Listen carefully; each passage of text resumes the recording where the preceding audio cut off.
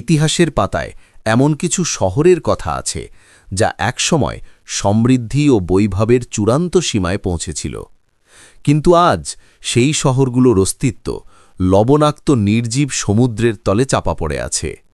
এমন এক ভয়াবহ জ্বলন এবং আসমানি শাস্তি যা একের পর এক ৩টি বিশাল জনবসতিকে সম্পূর্ণভাবে ধ্বংস করে দিয়েছিল।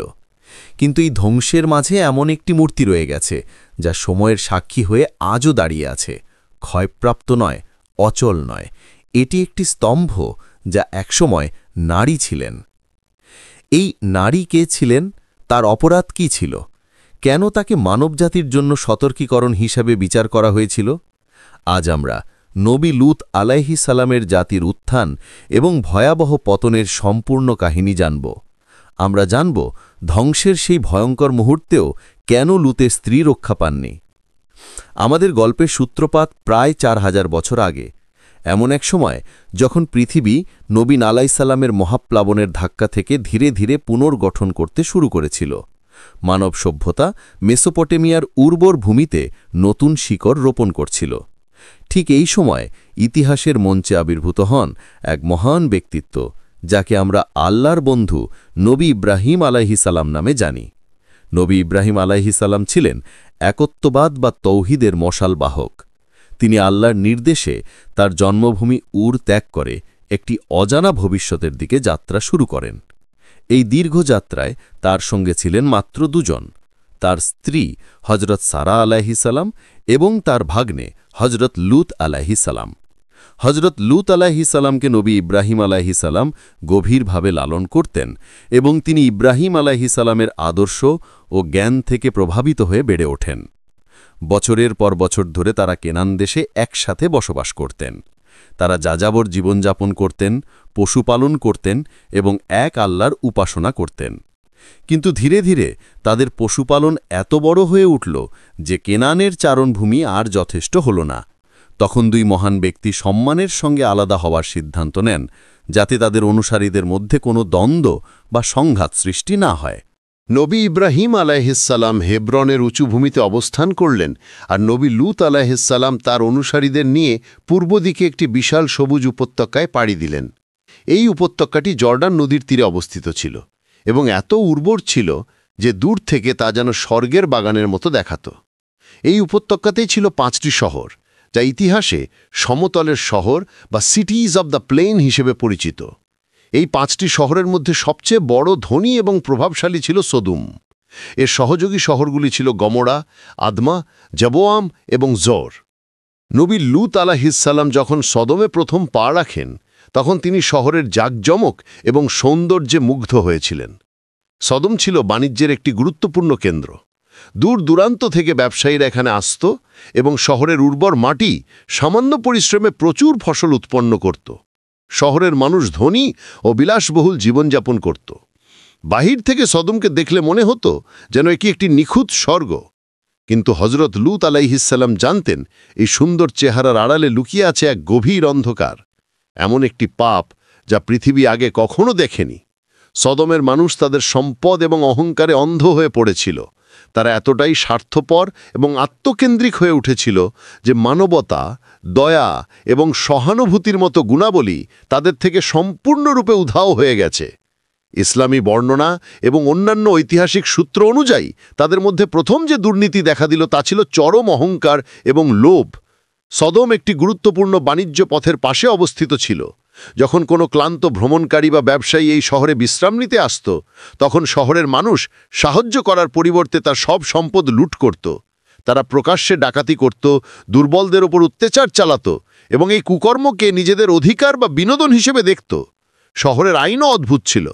যদি কোনো বহিরাগত নির্যাতনের শিকার হয়ে বিচার চাইত, তবে বিচারক তার শিকারকেই দণ্ড দিত। তারা তাদের ধন সম্পদকে এতটাই ভালোবাসত যে দরিদ্র বা অভাবী ব্যক্তিকে এক টুকরো রুটি দিতে রাজি হতো না। এমনকি বলা হয় যে তারা শহরের চারপাশের ফলের গাছ কেটে ফেলেছিল, যাতে কোনো ক্ষুধার্ত ভ্রমণকারী বিনামূল্যে কোনো ফলও খেতে না পারে। এই সীমাহীন লোভ, কৃতজ্ঞতার অভাব এবং নিষ্ঠুরতাই ছিল তাদের ধ্বংসের পথে প্রথম পদক্ষেপ।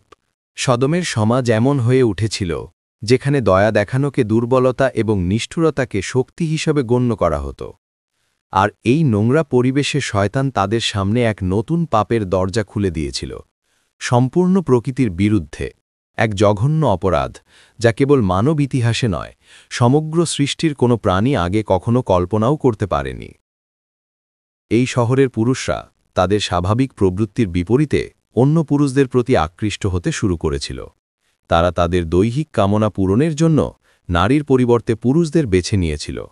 এই জঘন্য কাজ তারা প্রকাশ্যে ও নির্লজ্জভাবে করত। সমাজে এই বিকৃতি এতটাই স্বাভাবিক হয়ে উঠেছিল যে কেউ এর বিরুদ্ধে কথা বলার সাহসই পেত না। তারা তাদের স্ত্রী ও পরিবারকে ত্যাগ করত, বিবাহের পবিত্র বন্ধনকে উপহাস করত। এর ফলে সদম এবং এর সহযোগী শহরগুলো অবাধ বিকৃতির কেন্দ্র হয়ে ওঠে। এই জাতিকে ইতিহাসে লুত বা লুতের সম্প্রদায় হিসেবে চিহ্নিত করা হয়েছে। এই পাপের সাগরের মাঝেই নবী লুত আলাইহিসসালাম তার পরিবারসহ বসবাস শুরু করেছিলেন এবং তিনি আল্লাহর নির্দেশে তাদের শিক্ষা ও সতর্কীকরণে কাজ শুরু করেছিলেন। এই শহরে মাত্র একজনই ছিলেন, যার আত্মা সেই নোংরা ব্যভিচারের ছোঁয়ায় কলুষিত হয়নি। ধীরে ধীরে আল্লাহ তাআলা তার কাঁধে একটি মহান ও দায়িত্বশীল কাজ অর্পণ করতে যাচ্ছেন, সেই মৃতপ্রায় জনগোষ্ঠীকে সৎপথে ফিরিয়ে আনা, এমন একটি অসম্ভব বলে মনে হওয়া অঙ্গীকার। আল্লাহ তাদের জনসংখ্যার জন্য একজন নাবী হিসাবে লুত আলাইহিসসালামকে মনোনীত করলেন। তাকে নির্দেশ দেওয়া হল তার সম্প্রদায়কে তাদের ঘৃণ্য পাপের পরিণতি সম্পর্কে সতর্ক করা, তাদের ভুল পথ থেকে ফিরিয়ে আনার চেষ্টা করা এবং আল্লাহর দিকে ডাকার আহ্বান জানানো। লুত আলাইহিসসালাম জানতেন এই দায়িত্ব কত কঠিন। তিনি এই সমাজের একজন অতিথি, তার এখানে শক্ত শাখা প্রশাখা, শক্তিশালী গোত্র বা সামাজিক আশ্রয় ছিল না। তবু তিনি আল্লাহর আজ্ঞা ও আস্থা রাখলেন এবং সতমের রাস্তাঘাট, বাজার, সভাস্থল প্রতিটি কোণে দাঁড়িয়ে লোকদের কাছে সত্য বললেন। সভায় তিনি বলতেন, হে আমার সম্প্রদায়, আল্লাহকে ভয় করো ও আমার কথায় অনুগত হও। আমি তোমাদের প্রতি একজন বিশ্বস্ত রাসূল। তোমরা কি এমন অশ্লীলতা করে ফেলেছ যা আগে কখনো পৃথিবী দেখেনি? কেন তোমরা স্বাভাবিক বিবাহ বন্ধন ছেড়ে এমন পথ অবলম্বন করো? তিনি তাদের স্মরণ করাতেন আল্লাহর দিয়েকৃত নেয়ামতের কথা, উর্বর ভূমি, সতেজ পাণ্ডুলিপি, নিরাপদ জীবন, সন্তান ও পরিবার। বলতেন, আল্লাহ তোমাদের জন্য তোমাদের স্ত্রীদের সৃষ্টি করেছেন, তারা তোমাদের প্রকৃত সঙ্গী ও সমলাভ। কেন তুমি সেই পবিত্র বন্ধন ত্যাগ করে অপবিত্র পথে নেমে আসছ? তবে তার ভাষণটি গ্রহণ করা সহজ ছিল না। লুত আলাইহিসসালামের কথাসমূহে তাদের কোনো অনুশোচনা না দেখা গেল, বরং তারা হাস্য করল, তাকে উপহাস করল এবং তীব্র বিরোধিতা শুরু করল। কিছু নেতা একেবারেই সংকীর্ণ হয়ে গিয়ে বলল, লুত, তোমার এই প্রচার বন্ধ করো, নহলে আমরা তোমাকে শহর থেকে বহিষ্কার করব। তারা আরও কূটচাতুরি করল। তাদের বলার ধরনে ছিল সবচেয়ে তীব্র গৌরব ও কূটকৌশল। তারা নির্দেশ দিল যে লুত ও তার অনুসারীদের শহর থেকে নির্বাসিত করতে হবে, কারণ তারা নিজেকে পবিত্র ভান করে সমাজকে অপদস্থ করছে।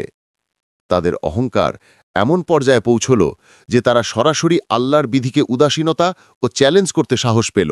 তারা বলল, হে লুত, যদি তোমার কথা সত্য হয়, তাহলে তুমি যে শাস্তির ভয় দেখাও তা আমাদের ওপরে এনে দেখাও, আমরা প্রস্তুত। বছর জুড়ে লুত আলাইহিসসালাম লুটে লুটে ধৈর্য ধরে তাদের নানানভাবে অনুপ্রাণিত ও সংশোধনের চেষ্টা করে গেলেন। তিনি তাদের দয়ালু হওয়ার আহ্বান জানালেন, অনাস্থা ত্যাগ করে আল্লাহর দিকে ফিরে আসার অনুরোধ করলেন। কিন্তু মাত্র কয়েকজন আত্মবিশ্বাসী ব্যতীত বৃহত্তর জনগোষ্ঠী তার কথায় কান দিল না। এমনকি তার নিজ ঘরেও বিরোধী মেজাজের লোক ছিল, যে তার কাজ ও বার্তা গ্রহণ করে ওঠেনি। এইভাবে লুত আলাইহিসসালামের সতর্কবার্তা প্রতিবারেই উপেক্ষিত হল। তার একাকিত্ব ও বাধা প্রতিবন্ধকতা বাড়তেই থাকল, আর ওই সমাজের কুপ্রবৃত্তি দিনের পর দিন গভীরতর হল, যা পরে তাদের সর্বশেষ পরিণতিকে উন্মোচন করে। তিনি জানতেন না যে তার নিজের স্ত্রী, যাকে তিনি বিশ্বাস করতেন এবং যিনি প্রকাশ্যে নবীর পরিবারের অংশ হিসেবে পরিচিত ছিলেন, বাস্তবে লুত আলাইহিসসালামের প্রতিদ্বন্দ্বী সমাজের প্রতি অনুগত ছিলেন। তিনি ছিলেন একজন মুনাফিকা, যে সহজভাবে নবীর স্ত্রী হিসেবে পরিচিত থাকলেও গোপনে স্বামীর মিশন ও বার্তাকে ধ্বংস করার জন্য ষড়যন্ত্র করছিলেন। এমনই এক সময় লুত আলাইহিসসালামের জাতির পাপচক্র পরিপূর্ণতা পর্যন্ত পৌঁছে গেলে আল্লাহর সিদ্ধান্ত স্থির হয়ে গেল। সেই সিদ্ধান্ত কার্যকর করার জন্য আসমান থেকে বিশেষ অতিথিরা, আল্লাহর প্রেরিত ফেরেশতারা পৃথিবীতে নামলেন। এই অতিথিদের আগমন লূত আলাইহিসসালামের জন্য একদিকে শান্তির বার্তা নিয়ে এলে অন্যদিকে এক ভয়াবহ পরীক্ষাও বয়ে আনল। তবে এই ফেরেশতারা সরাসরি সদমে নেমে আসেননি। পথভ্রান্ত না হয়ে তাদের প্রথম গন্তব্য ছিল একত্ববাদের প্রবক্তা লূত আলাইহিসসালামের চাচা নবী ইব্রাহিম আলাইহিসসালামের আশ্রয়স্থল। তারা ইব্রাহিম আলাইহিসসালামের কাছে ছদ্মবেশে সুদর্শন যুবকের রূপ নিয়ে হাজির হন। অতিথিও তার জন্য খ্যাত ইব্রাহিম আলাইহিসসালাম তৎক্ষণাৎ একটি মোটা বাছুর জবাই করে তাদের ব্যবস্থা করলেন। কিন্তু তিনি ভীষণ বিস্ময়ে ও উৎকণ্ঠায় দেখলেন যে অতিথিরা খাবারের দিকে হাত বাড়ালেন না। তার অন্তরে এক অদৃশ্য ভয় কাজ করল। ঠিক তখনই অতিথিরা তাদের প্রকৃত পরিচয় প্রকাশ করলেন এবং বললেন, হে ইব্রাহিম, ভয় করো না, আমরা আল্লাহর প্রেরিত ফেরেশতা। তারা ইব্রাহিম আলাইহিসসালামকে বার্তা দিলেন যে তিনি বৃদ্ধ বয়সে হজরত ইসহাক আলাইহিসসালামের জন্ম লাভ করবেন এবং পরবর্তী প্রজন্মে নবী ইয়াকুব আলাইহিসসালামেরও আগমন হবে। কিন্তু তাদের মূল উদ্দেশ্য ছিল আলাদা ও গম্ভীর। তারা ঘোষণা করলেন, আমরা লূত আলাইহিসসালামের জাতির উদ্দেশ্যে পাঠানো হয়েছি। আমরা ওই পাপগ্রস্ত জনপদকে ধ্বংস করার জন্য এসেছি। এই সংবাদ শুনে ইব্রাহিম আলাইহিসসালামের কোমল হৃদয় কেঁপে উঠল। তিনি তার ভাগ্নে লূত আলাইহিসসালামের নিরাপত্তা নিয়ে গভীরভাবে উদ্বিগ্ন হলেন। এবং তখনই তিনি বিনীতভাবে ফেরেশতাদের কাছে অনুনয় করতে থাকলেন, সম্ভব হলে সে আযাব বন্ধ করার অনুরোধ জানাতে। প্রথমে তিনি বললেন, তবে লূত তো সেই শহরেই আছেন। ফেরেশতারা আশ্বস্ত করলেন, আমরা জানি কে সেখানে আছে, আমরা অবশ্যই লূত ও তার পরিবারের রক্ষা করব। ইব্রাহিম আলাইহিসসালাম আবার অনুনয় করলেন, যদি ওই শহরে 50 জন ধার্মিক মুমিন থাকুক, তাহলে তুমি কি তা ধ্বংস করবে? ফেরেশতারা বললেন, না। তাহলে তিনি ধীরে ধীরে সংখ্যা কমাতে লাগলেন। দরদি অনুনয়ের সাথে জিজ্ঞেস করলেন, অর্থাৎ যদি 50 নাও থাকে, যদি কেবল 50-এর মতো নয়, তাহলে যদি কেবল 40 জনও থাকে? এবং এই রকম ধারাবাহিকভাবে তিনি তার অনুনয় অব্যাহত রাখলেন। প্রতিধাপে সংখ্যাটি কমিয়ে কি পরিমাণ অনুগত লোক হিসেবে ধরা হলে আযাব না পাঠানো হবে। ফেরেশতারা অনুগ্রহ করে প্রতিবারই না বলতেন না, বরং চাহিদা কমলে কমাতে রাজি হচ্ছিল। অবশেষে ফেরেশতারা ইব্রাহিম আলাইহিসসালামের সঙ্গে তর্কবাদ ত্যাগ করতে বললেন এবং ঘোষণা করলেন, ও হে ইব্রাহিম, তোমার প্রভুর আদেশ আসছে, তাদের উপর এমন এক শাস্তি নেমে আসবে যা কেউ প্রতিহত করতে পারবে না। নবী ইব্রাহিম আলাইহিসসালামের কাছে বিদায় জানিয়ে হযরত জিবরিলের নেতৃত্বে 3 ফেরেশতা সদমের দিকে যাত্রা শুরু করলেন। সূর্যাস্তের ঠিক আগে তারা সদমের দরজায় পৌঁছাল। সেই সময় নবী লূত আলাইহিসসালাম শহরের বাইরে কিছু গুরুত্বপূর্ণ কাজে ব্যস্ত ছিলেন। যখন তার চোখ এই 3 অসাধারণ সুদর্শন যুবকের উপর পড়ল, তার হৃদয় অজানা ভয়ে কেঁপে উঠল। তিনি শহরের মনুষ্যের বিকৃত মানসিকতা সম্পর্কে সচেতন ছিলেন এবং এই অতিথিদের সম্মান ও নিরাপত্তা নিয়ে গভীরভাবে চিন্তিত হয়ে পড়লেন। পরিচয় জিজ্ঞেস না করে লূত আলাইহিসসালাম দ্রুত তাদের তার বাড়ির দিকে নিয়ে যেতে শুরু করলেন, যাতে শহরের কেউ টের না পায়। কিন্তু তখন শয়তানও কাজ করছিল। যখন নবী লূত আলাইহিসসালাম তার অতিথিদের সঙ্গে ঘরে প্রবেশ করলেন, তখন একজোড়া চোখ এই দৃশ্য দেখল। হজরত লূত আলাইহিসসালামের স্থির ইসলামী বর্ণনা অনুসারে তার নাম ছিল উইলা বা ওয়ালিহা। তিনি সোদোমের কাফের জাতির একজন মহিলা ছিলেন। যদিও তিনি লূতের স্ত্রী, তার অন্তর কখনও আল্লাহ প্রতি সত্যিকারের বিশ্বাসে পূর্ণ ছিল না। তিনি ছিলেন একজন ভণ্ড। নিজের স্বার্থ, সোদোমের বিলাসিতা, সম্পদ ও সামাজিক মর্যাদা নবীর কর্তব্য ও আদর্শের চেয়ে তার কাছে বেশি প্রিয় ছিল। তিনি নবীর মিশনের বিরুদ্ধে গোপনে আগ্রহী ছিলেন এবং পাপী জাতির প্রতি তার এক অদ্ভুত আসক্তি ছিল। এই আবেগ এবং প্রলোভন তার হৃদয়কে নবীর নির্দেশ থেকে বিচ্যুত করেছিল, যা পরে তার অনুগত্যহীনতা ও বিপদের কারণ হয়ে দাঁড়ায়। যখন তার স্ত্রী দেখলেন যে লূত আলাইহিসসালাম 3 স্বর্গীয় যুবককে ঘরে নিয়ে আসছেন, তখন তার মনোবৃত্তিতে আতিথেয়তার কোনো ভাবই জন্ম নেয়নি, বরং এক শয়তানি আনন্দ তাকে ধরে ফেলে। তিনি ভেবেছিলেন যে এটি তার জাতির লোকদের জন্য একটি দুর্দান্ত সংবাদ। ইসলামী ঐতিহাসিক বিবরণ অনুসারে লূতের স্ত্রীর তার জাতির লোকদের সঙ্গে একটি গোপন চুক্তি ছিল। লূতের বাড়িতে যদি কোনো অতিথি আসত, তিনি তাদের সংকেত দিতেন। দিনে হলে ছাদে ধোঁয়া, রাতে হলে আগুন। সেদিন রাত ছিল। তিনি দ্রুত ছাদে উঠে আগুন জ্বালালেন। এই আগুন ছিল সোদোমের পাপী পুরুষদের জন্য এক উন্মাদ উৎসবের সংকেত। কিন্তু এই খবরের সীমা কেবল তাতে থেমে থাকল না। তিনি নিজেই ঘর থেকে বেরিয়ে শহরের প্রধান চত্বরে ছুটে গেলেন, যেখানে পাপীরা জড়ো হয়েছিল। হাঁপাতে হাঁপাতে তিনি বললেন, তোমরা এখানে কি করছ? আজ রাতে লুতের বাড়িতে এমন অতিথি এসেছে, আমি আমার জীবনে এত সুন্দর যুবক দেখিনি। এই সংবাদ শোনার সঙ্গে সঙ্গে যেন শয়তান তাদের শিরায় পেশিতে প্রবেশ করল। পাপের নেশায় কারা পঙ্গপালের ঝাঁকের মতো নবী লুতের বাড়ির দিকে ছুটে যেতে লাগল। কিছুক্ষণের মধ্যে শত শত লোক নবী লুতের ঘর ঘিরে ফেলল।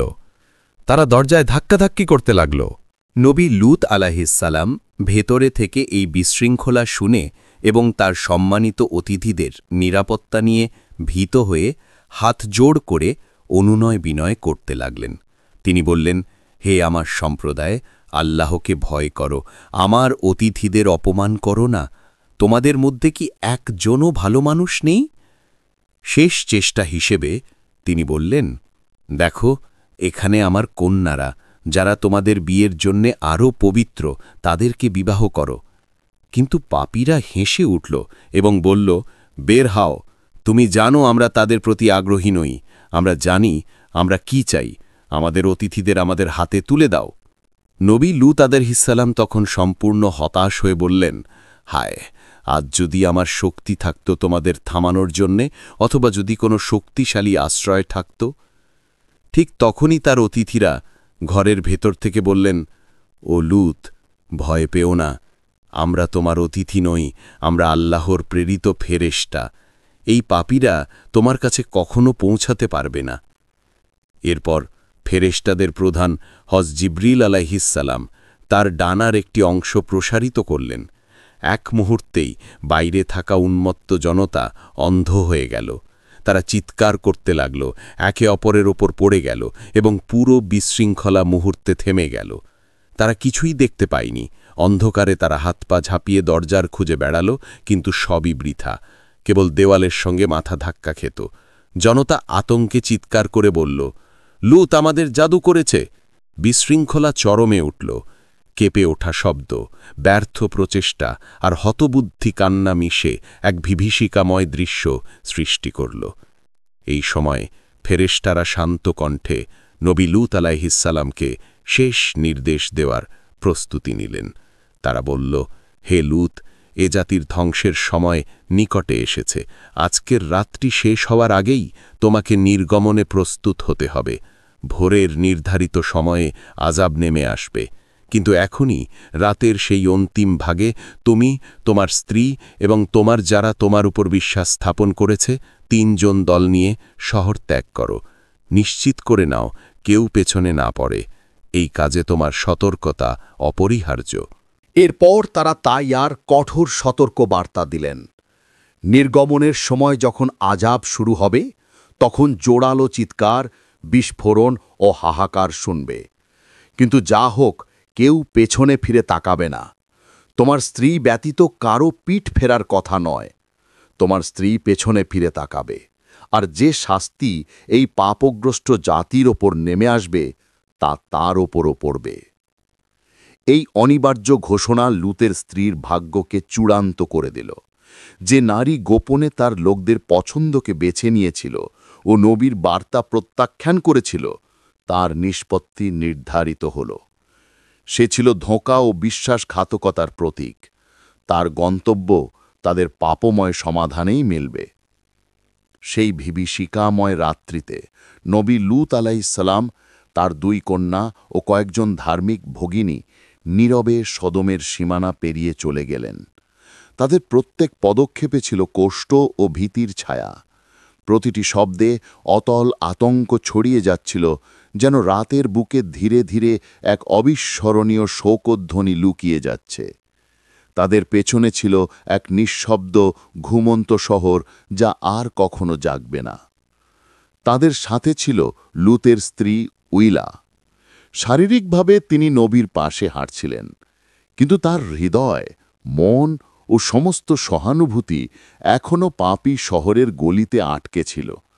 তিনি তার স্বামী ও ধার্মিক সম্প্রদায়ের প্রতি সম্পূর্ণ উদাসীন ছিল। নবী লূত আলাইহিসসালাম ও তার অনুসারীরা দ্রুত চলছিলেন। চেষ্টা করছিলেন ভোরের আলো ফোঁটার আগে নিরাপদ দূরত্বে পৌঁছতে। ফেরেশতাদের ভয়ঙ্কর সতর্কবাণী বারবার তাদের কানে প্রতিধ্বনিত হচ্ছিল। যে কেউ আযাবের সময় পিছনে ফিরে তাকাবে, তার ভাগ্য শাস্তি। এই আদেশ ছিল কেবল শারীরিক বিধি নয়, এটি ছিল ঈমানের চূড়ান্ত পরীক্ষা। পিছনে তাকানো মানে ছিল সেই পাপী জাতির প্রতি চুপি চুপি আকর্ষণ অনুভব করা, তাদের ধ্বংসপ্রাপ্ত জীবনধারায় গোপন আসক্তি থাকা, অর্থাৎ আল্লাহর নির্দেশের চেয়ে পার্থিব সম্পদের প্রতি বেশি মোহ ও আসক্তি প্রকাশ করা। যখন তারা শহরের সীমা অতিক্রম করে একটি উঁচু স্থানে পৌঁছলেন, ঠিক তখনই পূর্ব আকাশে ভোরের প্রথম আলো ফুটে উঠল। আযাবের নির্ধারিত সময়ে এসে পৌঁছেছে। মুহূর্তেই বাতাসে কান ফাটানো এক ভয়ঙ্কর বিধ্বংসী শব্দ বাজল, একটা চিৎকার, এক আর্তনাদ যা কেউ আগে কখনো শোনেনি। আল্লাহর নির্দেশে হাজত জিবরিল আলাইহিসসালাম সদম এবং তার আশেপাশের শহরগুলির মাটির নিচে তার বিশাল ডানা বিস্তৃত করলেন।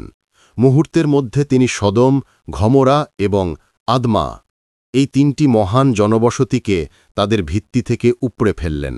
এরপর শহরগুলিকে আকাশের দিকে এত উঁচুতে তুলে নিলেন যে বলা হয় প্রথম আকাশের ফেরেশতারা শহরের কুকুরের ঘেউ ঘেউ এবং মোরগের ডাকও শুনতে পেয়েছিলেন। শহরগুলো যেন এক মুহূর্তের মধ্যে ইতিহাসের পাতায় অদৃশ্য হয়ে গেল, আর যা অবশিষ্ট থাকল তা শুধু সতর্কতার চিহ্ন ও নবী লূতের বিশ্বাসী সম্প্রদায়ের জন্য একটি শিক্ষণীয় স্মৃতি। এরপর সেই শহরগুলো সম্পূর্ণরূপে ধ্বংস করে উল্টে ফেলা হলো এবং শক্তভাবে পৃথিবীর উপর ফেলে দেওয়া হলো। আকাশ থেকে নামল এক অদ্ভুত বৃষ্টি, সাধারণ জল নয়, বরং পোড়ামাটির শক্ত নুড়ির মতো। পবিত্র কোরআনে বর্ণিত বর্ণনা অনুসারে প্রতিটি পাথরের উপর সেই পাপীর নাম লেখা ছিল যার উপর তা পড়বে। সূর্যোদয় হলেও সূর্যের আলো নয়, বরং আগুন এবং গন্ধকের বৃষ্টি সদমে বর্ষিত হচ্ছিল। পৃথিবীর অন্তর থেকে লাভা উপরের দিকে ফেটে যাচ্ছিল। একটি প্রলয়নকারী ভূমিকম্প পুরো উপত্যকাকে কাঁপিয়ে দিচ্ছিল। এই ভয়াবহ ধ্বংসযজ্ঞের মাঝেও হজরত লূত আলাইহিসসালাম এবং তার কন্যারা আল্লাহর আদেশ মেনে একবারও পিছনে ফিরে তাকালেন না। তারা তাদের চোখ নিচু করে আল্লাহর প্রতি পূর্ণ বিশ্বাস নিয়ে এগিয়ে চললেন। কিন্তু ওয়াইলা পারলেন না। যখন তিনি তার প্রিয় শহরের আগুন ঝলসানো চিৎকার শুনলেন, যখন তার চোখে তার জাতি, তার পরিবার এবং বিলাসবহুল বাড়ির ধ্বংসের দৃশ্য ভেসে উঠল, তখন তার ভেতরের ভণ্ডামি আর লুকানো আকর্ষণ আগুনের মতো জ্বলে উঠল। তার পা যেন মাটিতে আটকে গেল। স্বামী ও কন্যারা এগিয়ে যাচ্ছিলেন, কিন্তু ওয়াইলার মন অতীতের সোনালি স্মৃতিতে আটকে রইল। আল্লাহর আদেশ ও নবীর সতর্কবাণী তিনি ভুলে গেলেন। শেষ মুহূর্তে চূড়ান্ত বিশ্বাসঘাতকতা করে তিনি থেমে গেলেন। নিজের পাপী সম্প্রদায়ের জন্য বিলাপ করতে করতে চিৎকার করে বললেন, হায়, হে আমার সম্প্রদায়!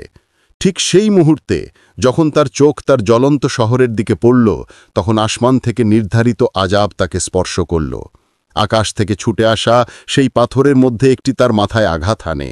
মুহূর্তের মধ্যে তার শরীর প্রাণহীন হয়ে পড়ে, রক্তমাংস যেন বাষ্পীভূত হয়ে যায়। মুহূর্তের মধ্যেই তার শরীর পরিবর্তিত হতে শুরু করে। যে মাটিতে তিনি দাঁড়িয়েছিলেন, সেই লবণাক্ত মাটির খনিজ পদার্থ তাকে গ্রাস করে। অবশেষে তিনি লবণের কঠিন, অচল স্তম্ভে পরিণত হন, এক সতর্কীকরণ যা চিরকাল মানবজাতির জন্য স্মরণীয় হয়ে রইল। তার আত্মা তার শরীর ছাড়ার সুযোগও পায়নি। বিচারের দিন পর্যন্ত তাকে দাঁড়ানোর একটি শিক্ষণীয় প্রতীক হিসেবে রূপান্তরিত করা হয়। তিনি ঠিক যেমন ছিলেন তেমনই দাঁড়িয়ে রইলেন, তার দৃষ্টিটা ধ্বংসপ্রাপ্ত শহরের দিকে। এটি ছিল তার হৃদয়ের চূড়ান্ত পছন্দ এবং পাপের ফলাফল প্রকাশের এক জীবন্ত প্রমাণ। নবী লূত আলাইসালাম এই ভয়াবহ দৃশ্যের দিকে তাকাতে পারেননি। তিনি আল্লাহর আদেশ অনুযায়ী এগিয়ে চললেন। যদিও তিনি তার বাড়ি, সম্পদ এবং জীবনের দীর্ঘ সময়ের সঙ্গী হারিয়েছিলেন, তবু তিনি তার বিশ্বাস এবং কন্যাদের রক্ষা করতে সক্ষম হন। নবী লূত আলাইসালাম সোদম থেকে অনেক দূরে আল্লাহর নির্দেশে ছোট্ট শহর জোড়া হতে আশ্রয় নেন। এই শহর ধ্বংস থেকে রক্ষা পেয়েছিল। যখন ধ্বংসের মহাপ্রলয় শেষ হয়, ভোরের আলো একটি সম্পূর্ণ পরিবর্তিত পৃথিবীকে প্রকাশ করল, যে উর্বর উপত্যকা একসময় স্বর্গের বাগানের মতো দেখাত সে এখন আর ছিল না। 5টি সমৃদ্ধ শহরের জায়গায় সদম, ঘোমরা, আদমা, জাবোয়াম এবং জোর কেবল একটি বিশাল, উত্তপ্ত এবং বিষাক্ত গর্ত ছাড়া কিছু অবশিষ্ট ছিল না। আকাশ থেকে বর্ষিত আগুন ও গন্ধক এবং পৃথিবী থেকে নির্গত লাভা সমস্ত কিছুকে পুড়ে ছাই করে দিয়েছিল। সেই উর্বর উপত্যকা একটি মৃত লবণাক্ত মরুভূমিতে পরিণত হয়েছিল। সময়ের সঙ্গে সঙ্গে সেই গভীর গর্তটি জর্ডান নদীর জলে ভরে উঠতে শুরু করে। কিন্তু এই জল কোনো জীবনদায়ক শক্তি বহন করত না। মাটির নিচ থেকে আগত খনিজ, লবণ এবং গন্ধকের সঙ্গে মিশে এটি এত বিষাক্ত হয়ে উঠেছিল যে কোনো মাছ, জলজ উদ্ভিদ, এমনকি অণুজীবও এতে বাঁচতে পারত না। এই নতুন জলাশয়কে পৃথিবী আল বাহার আল মাইত নামে ডাকে। এটি বিশ্বের সর্বনিম্ন বিন্দু। জলের লবণাক্ততা এত বেশি যে কেউ এতে ডুবে যেতে পারে না, কেবল ভেসে বাড়ানো সম্ভব। এটি আল্লাহর আযাবের জীবন্ত জাদুঘরের মতো। হাজার হাজার বছর ধরে এটি সেই ভয়াবহ ধ্বংসের সাক্ষী হয়ে আছে। আজও ইসরায়েল ও জর্ডানের সীমান্তে অবস্থিত এই মৃত সাগরের আশেপাশের এলাকা সম্পূর্ণরূপে জনবসতিহীন। এখানে কোনো ফসল জন্মায় না, কোনো গাছপালা শিকড় গজায় না। বিজ্ঞানীরা মাটির নিচে প্রচুর পরিমাণে প্রাকৃতিক অ্যাসফল্ট বা বুমেনুমেন এবং সালফার খুঁজে পেয়েছেন, যা প্রাচীন এবং ভয়ঙ্কর সংমিশ্রণের প্রমাণ বহন করে। সেই মহিলা নবী লূত আলাইহিস সালামের বিশ্বাসঘাতক স্ত্রীওয়া আজও ইতিহাসের সাক্ষী। যদি আপনি জর্ডানের পাহাড়ি অঞ্চলে মাউন্ট সোদমের দিকে যাত্রা করেন, মৃত সাগরের দক্ষিণ পশ্চিম তীরে একটি অদ্ভুত আকৃতির লবণের স্তম্ভ দেখতে পাবেন। হাজার হাজার বছর ধরে যাযাবর বেদাউইন এবং স্থানীয় মানুষ এই স্তম্ভটিকে চেনেন এবং এটিকে লূতের স্ত্রীর প্রতীক হিসাবে দেখেন। এই স্তম্ভ আজও দাঁড়িয়ে আছে, তার মুখ মৃত সাগরের দিকে ঘুরিয়ে, যেখানে একসময় তার প্রিয় শহর সোদম অবস্থিত ছিল।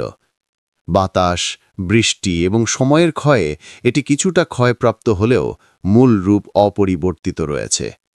এটি কেবল একটি পাথর নয়, এটি এক জীবন্ত সতর্কীকরণ।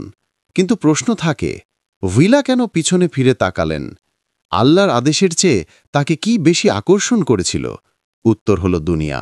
ওয়ার হৃদয় পৃথিবীর প্রতি, তার সম্পদের প্রতি, বিলাসবহুল ঘরবাড়ির প্রতি এবং পাপী সম্প্রদায়ের প্রতি গভীর ভালোবাসায় আবদ্ধ ছিল। যদিও তিনি একজন নবীর স্ত্রী ছিলেন, তবুও তিনি ঈমানের মিষ্টি স্বাদ গ্রহণ করতে পারেননি। তার হৃদয় সোদমের সঙ্গে আবদ্ধ ছিল এবং নবী লূত আলাইহিস সালামের সতর্ক বার্তা এবং আল্লাহর আদেশকে ঠিক অবজ্ঞা করেছিল। তিনি যখন পিছনে ফিরে তাকালেন, তখন তার আত্মা তার শরীর ছাড়ার আগে এক চূড়ান্ত বিশ্বাসঘাতকতা প্রকাশ করল। এই কারণেই আল্লাহ পবিত্র কুরআনে তার গল্পটি এত ভয়ঙ্করভাবে উল্লেখ করেছেন। এটি আমাদের জন্য একটি শিক্ষণীয় উদাহরণ। আল্লাহ আমাদের দুটি পথ দেখিয়েছেন। একদিকে নবী লূত আলাইহিস সালামের মতো আল্লাহ ভক্ত, যারা বিশ্বাস ও অনুগতিতে অবিচল, এবং অন্যদিকে ওয়ার মতো বিশ্বাসঘাতক, যারা দুনিয়ার মায়ায় বিভ্রান্ত হয়ে আল্লাহর আদেশকে তুচ্ছ মনে করে। এই গল্প আমাদের মনে করিয়ে দেয়, হৃদয় যদি দুনিয়ার প্রতি আকৃষ্ট হয়, তবে ঈমান ও নৈতিকতার পথ সহজেই হারিয়ে যায়। সত্যিকারের ভক্তি এবং বিশ্বাস হল সেই আত্মত্যাগ যা সকল আবহমান পরীক্ষা ও ধ্বংসের মধ্যেও অটল থাকে। যখন আল্লাহর আযাব নেমেছিল, তখন নবীর স্ত্রী হিসেবে লূতের স্ত্রীর পরিচয় তার কোনো কাজে আসেনি।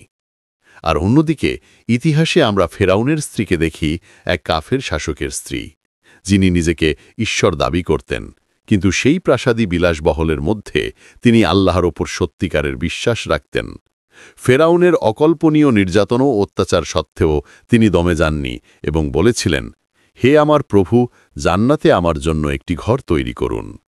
এটি আমাদের জন্য একটি চূড়ান্ত শিক্ষা। ঈমান, ভক্তি এবং নাজাত সম্পূর্ণ ব্যক্তিগত। আল্লাহর কাছে গুরুত্বপূর্ণ নয় আপনি কার স্ত্রী, কার সন্তান বা কোন পরিবার থেকে এসেছেন। যা গুরুত্বপূর্ণ তা হল আপনার হৃদয়, আপনার বিশ্বাস এবং আপনার কর্ম। লূতের স্ত্রীর গল্প এই শিক্ষার প্রমাণ। তিনি জানতেন যে আযাব আল্লাহর পক্ষ থেকে আসছে এবং তার স্বামী নবী লূত আলাইহিসসালাম ছিলেন। সমস্ত জ্ঞান থাকা সত্ত্বেও তিনি নিজের হৃদয় থেকে পৃথিবীর প্রতি ভালোবাসা দূর করতে পারেননি।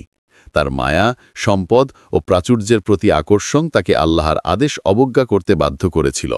ফলশ্রুতিতে তার চরম বিশ্বাসঘাতকতার কারণে তিনি পাথরের স্তম্ভে পরিণত হন, এক সতর্কীকরণ যা আজও মৃত সাগরের তীরে দাঁড়িয়ে আছে। এই গল্প আমাদেরকে স্মরণ করিয়ে দেয় যে সত্যিকারের বিশ্বাস হৃদয় থেকে আসে।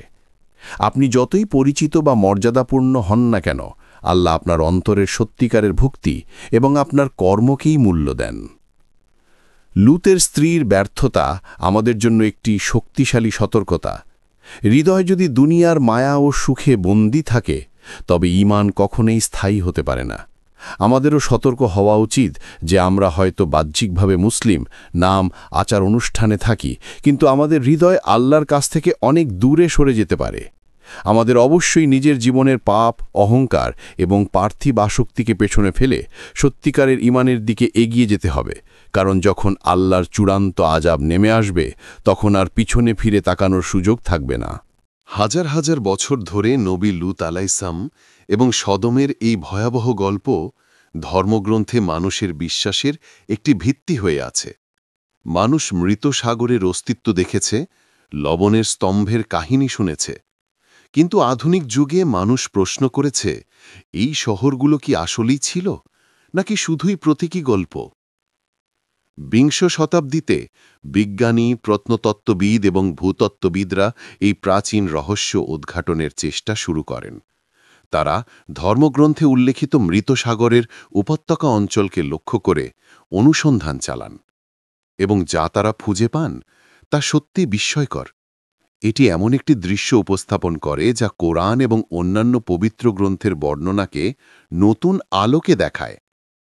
কোরআনে আল্লাহ বলেন, তাই আমরা শহরগুলিকে উল্টে দিই এবং তাদের ওপর পোড়ামাটির পাথরের বৃষ্টি বর্ষণ করি। সূরা আল হিজর, আয়াত 4। ভূতত্ত্ববিদের অনুসন্ধানে দেখা গেছে, মৃত সাগর অঞ্চল পৃথিবীর একটি অদ্ভুত এবং সক্রিয় ভূতাত্ত্বিক বিন্দুতে অবস্থিত। এটি একটি বিশাল ফল্ট লাইনের ওপর, যা ডেড সি ফল্ট নামে পরিচিত। এই অঞ্চলের ইতিহাসে ভূমিকম্প এবং আগ্নেয়গিরির অগ্ন্যুৎপাতের ঘটনা প্রচুর। এছাড়াও প্রাচীন যুগে এই অঞ্চলে ভূগর্ভস্থ প্রাকৃতিক অ্যাসফল্ট এবং সালফারের বিশাল মজুদ ছিল। শক্তিশালী কোনো ভূমিকম্প সহজেই এই দাহ্য পদার্থগুলিকে মাটির গভীর থেকে উপরের দিকে ছুঁড়ে দিতে পারত। এই বৈজ্ঞানিক অনুসন্ধান প্রমাণ করে যে কোরআনের বর্ণনা কেবল প্রতীকী নয়, বরং এটি একটি বাস্তব ইতিহাসের প্রতিফলন, যা আল্লাহর বিচার এবং সতর্কীকরণের নিখুঁত সাক্ষ্য বহন করে। যখন বিটুমেন এবং সালফার বাতাসে অক্সিজেনের সংস্পর্শে আসে, তখন তারা এক প্রলয়ঙ্করী অগ্নিঝড় তৈরি করে। এটি আকাশ থেকে আগুন এবং গন্ধক বর্ষণের একটি প্রাকৃতিক ব্যাখ্যা দেয়।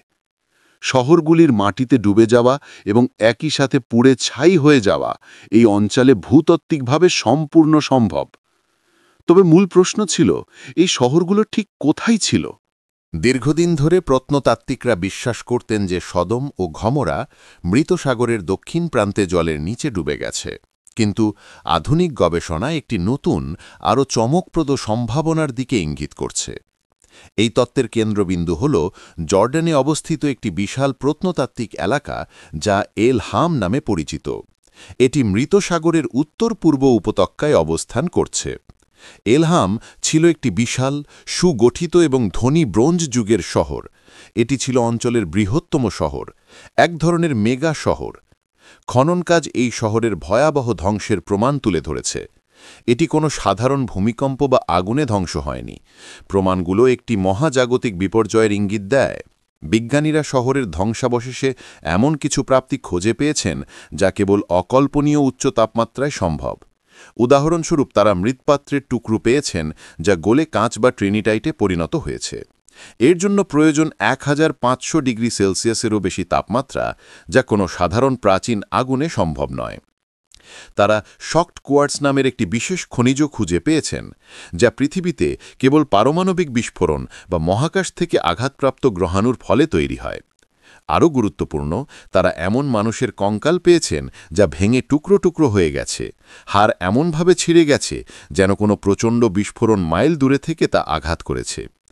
এই সব প্রমাণ একত্রিত করে বিজ্ঞানীরা একটি ভয়াবহ সিদ্ধান্তে পৌঁছেছেন।